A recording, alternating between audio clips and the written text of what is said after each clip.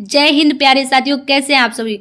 उम्मीद है कि आप सभी स्वस्थ और तंदुरुस्त होंगे और पूरी ईमानदारी से अपनी तैयारी कर रहे होंगे। मैंने आज स्वागत करती हूँ आप सभी का आपके अपने परिवार लक्ष्य वर्दी में। साथियों, इस क्लास में हम लोग हिंदी का प्रैक्टिस सेट करते हैं। आप किसी भी एग्जाम की तैयारी कर रहे हैं जिसमें कि हिंदी से क्वेश्चंस बनते हैं, आप सभी के लिए ये क्लास ले सकते हैं। साथियों, इस क्लास में हम लोग वही क्वेश्चंस डिस्कस करते हैं जो क्वेश्चंस पिछले वर्ष किसी न किसी परीक्षा में पूछे गए हैं। तो साथियों, यदि आप चैनल पर नए हैं तो चैनल को सब्सक्राइब कर लीजिए ताकि आगे आने वाली क्लासों के नोटिफिकेशन आपको समय पर मिलते रहें। साथियों, बिना किसी देरी के शुरू करते हैं आज की क्लास। आज की क्लास का आपका पहला क्वेश्चन है, पा वर्ग का उच्चारण स्थान क्या है। आपको बताना है जो पा वर्ग है इसका उच्चारण स्थान क्या है। तो देख लेंगे आप। देखिए, जो पा वर्ग है आपका, इसका जो उच्चारण स्थान है क्या है, होस्ट। क्या ओष्ठ है पा वर्ग का उच्चारण स्थान। और मूर्धन्य किसका होता है, मूर्धन होता है आपके टा वर्ग का। टा, ठा, डा, ढा, इन सभी का है ना। इसके बाद तालब्य किसका होता है, चा वर्ग का। जो चा वर्ग के वर्ण आते हैं आपके चा, छा, जा, झा, है ना, और इया, इनका होता है आपका तालब्य। नासिक, नासिक किसका होता है, जो आपके स्पर्श व्यंजन होते हैं उनका पंचमा अक्षर, जो आपके ये वाला यहाँ है ना, और ये वाला, ये जो आपके होते हैं, ये होते हैं आपके नासिक वर्ण। क्लियर। इसके बाद नेक्स्ट क्वेश्चन है आपका, तालब महाप्राण घोष व्यंजन वर्ण का उदाहरण है।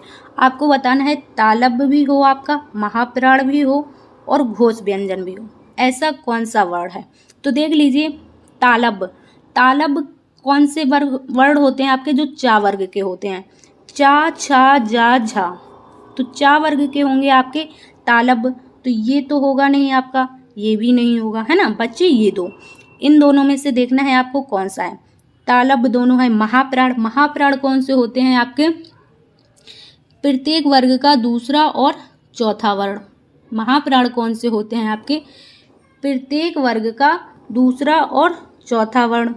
इसके बाद जो आपके घोष वर्ण होते हैं, घोष वर्ण क्या होते हैं, घोष वर्ण प्रत्येक वर्ग का तीसरा, चौथा और पांचवा वर्ण। कौन सा, तीसरा, चौथा और पांचवा वर्ण।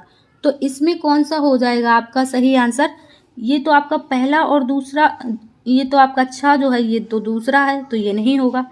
तीसरा कौन सा है, ये ऑप्शन नंबर सी। तो क्या सही हो जाएगा इस क्वेश्चन का answer, option number C. Clear. Next question है आपका, हिंदी की मूल उत्पत्ति किससे मानी गई है। आपको बताना है कि हिंदी की मूल उत्पत्ति किससे मानी गई है। मागधी अपभ्रंश, अर्धमागधी अपभ्रंश, सौरसेनी अपभ्रंश या फिर खस अपभ्रंश। तो देख लीजिए, जो आपकी हिंदी की उत्पत्ति होती है किससे, सबसे पहले क्या आती है आपकी, संस्कृत आती है ना, संस्कृत। संस्कृत के बाद आती है आपकी पाली, है ना, पाली के बाद आती है आपकी प्राकृत, प्राकृत के बाद आती है आपकी अपभ्रंश, है ना, अपभ्रंश। तो अपभ्रंश के ही ये रूप हैं, कौन से, मागधी अपभ्रंश, अर्धमागधी अपभ्रंश, सौरसेनी अपभ्रंश। तो इसका जो सही आंसर हो जाएगा क्या, सौरसेनी अपभ्रंश। क्योंकि जो अभी हम लोग खड़ी बोली, हिंदी की जो खड़ी बोली है जो प्रयोग की जाती है वो किसकी है, आपकी सौरसेनी अपभ्रंश की। क्लियर। नेक्स्ट क्वेश्चन है आपका, जातिवाचक संज्ञा, सर्वनाम, विशेषण, क्रिया, अव्यय शब्दों से शब्द बनाए जाते हैं। आपको बताना है जातिवाचक संज्ञा से, सर्वनाम से, विशेषण से, क्रिया से, कौन से अव्यय शब्दों से कैसे शब्द बनाए जाते हैं। तो देख लीजिए कैसे शब्द बनाए जाएंगे। इसका जो सही आंसर हो जाएगा आपका जातिवाचक संज्ञा। क्या हो जाएगा, जातिवाचक संज्ञा। इसके बाद अगला क्वेश्चन है आपका, वीर शब्द की भाववाचक संज्ञा कौन सी है। आपको बताना है कि जो वीर शब्द है इसकी भाववाचक संज्ञा क्या बनेगी। तो देखिए, जो आपका वीर शब्द होता है इसमें लगा दो ता शब्द, है ना, ता प्रत्यय बना लगा दो तो वीरता हो जाएगा, और तो लगा दो तो वीरत्व हो जाएगा। तो इसमें जो भाववाचक संज्ञा बनेगी आपकी वीरता और वीरत्व दोनों, है ना। तो इसका जो सही आंसर हो जाएगा आपका option number D. Clear. Next question है आपका, दिए गए विकल्पों में से पुल्लिंग शब्द कौन सा है। आपको बताना है कि इनमें से पुल्लिंग शब्द कौन सा है। तो देख लीजिए, वृष्टि, वृष्टि का मतलब होता है वर्षा। क्या, वर्षा। वर्षा आपका पुल्लिंग नहीं होगा, है ना। घाघरा, यहाँ घाघरा नदी का मान लीजिए कि घाघरा नदी है, घाघरा नाम होता है, ये भी आपका स्त्रीलिंग होगा। रात्रि, रात्रि हो गई तो रात्रि भी आपका स्त्रीलिंग है। निरप, निरप का मतलब क्या होता है, राजा, है ना, राजा। तो इसका जो पुल्लिंग शब्द हो जाएगा क्या, ऑप्शन नंबर बी, जो निरप है ये है आपका पुल्लिंग शब्द। क्लियर। नेक्स्ट क्वेश्चन है आपका, ऐसे कौन से शब्द हैं जिनका प्रयोग स्त्रीलिंग और पुल्लिंग दोनों रूपों में किया जाता है। आपको बताना है चारों ऑप्शंस में से ऐसे कौन से शब्द हैं जिनका स्त्रीलिंग और पुल्लिंग दोनों के रूप में प्रयोग किया जाता है। इन्हें हम लोग उभयलिंग भी कहते हैं। तो देख लीजिए, आपका अशोक है, आम है, अशोक और आम ये तो दोनों आपके पुल्लिंग हो जाएंगे, है ना, अशोक और आम। हिमालय, विंध्याचल, आपको बताया था कि जो पर्वतों के नाम है ये दोनों ही आपके पुल्लिंग हो जाएंगे। हिमालय और विंध्याचल ये दोनों पुल्लिंग हो जाएंगे।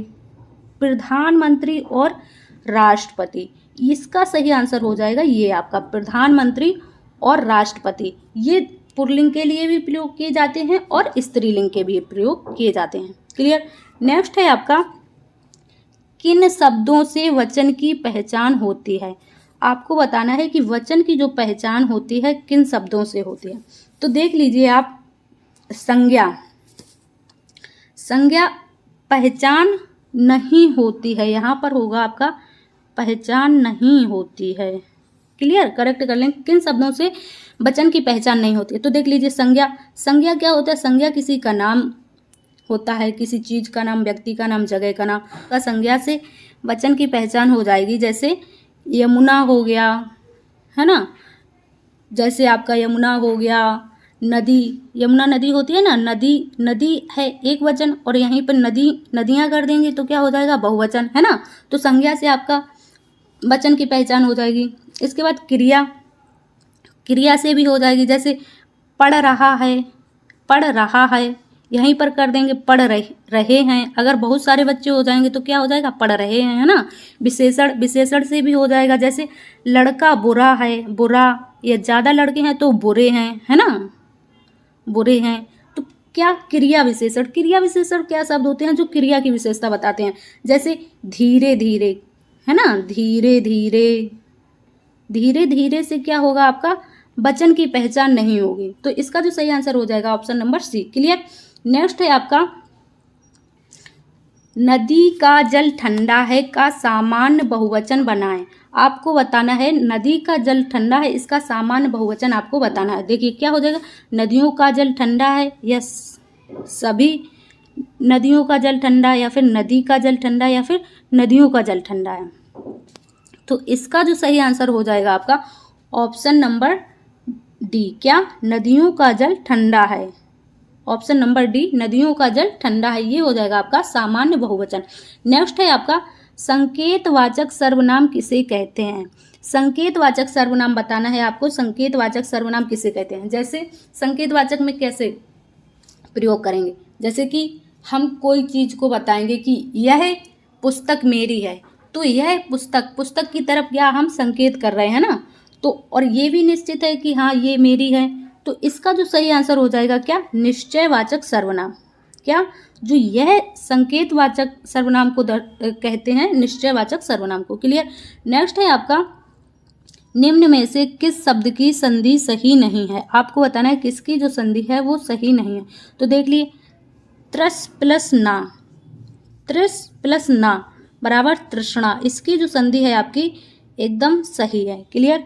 स्व प्लस छंद, स्वच्छंद, ये भी आपका सही है। विद्या प्लस आलय, ये है आपकी गलत। तो इसका जो सही आंसर हो जाएगा ये वाला ऑप्शन नंबर सी, आलय नहीं होगा, विद्या प्लस आपका आलय होगा, विद्या प्लस आलय होगा। क्लियर। ये हा नहीं होगा, या होगा। क्लियर। सत प्लस मति, सन्मति, ये भी आपका सही है। जो इसका सही आंसर हो जाएगा ऑप्शन नंबर सी।